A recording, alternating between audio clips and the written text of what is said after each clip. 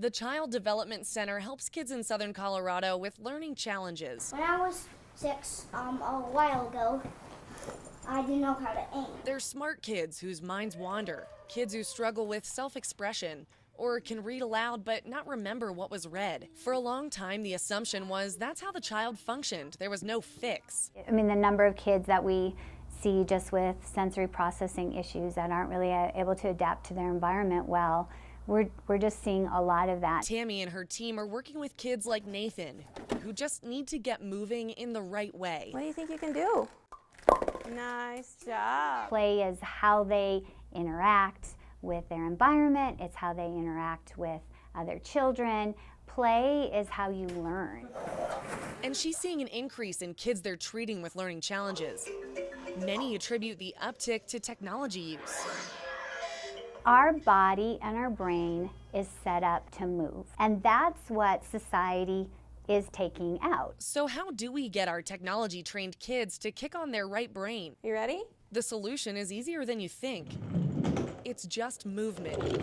If I'm going down the slide, I get movement. I have the wind blowing through my face. I have noises coming in all directions. I mean, we're adapting all the time, where when you're just sitting and doing a video game, you're kind of getting stuck in that left try, and it's something new, but you're not having to do anything else with that. It's called being stuck in the try because the left brain helps us learn steps like trying to get to the next level of our video game. But the right side is where we get the big picture and adaptation, like scoring a goal by using different parts of our body to hit the ball. It's interesting to me that they say, oh, the United States is falling behind. We're falling behind, our scores are poor, we're not doing well. Let's put in more academics. The part of the brain that they're forgetting about is that creative, that holistic side, which actually it's how we interpret all that left side facts. Some say I'd rather my kids be left-brained, then they'll be a mathematician instead of a painter. But Tammy says that's a misconception. I bet the CEO and the engineer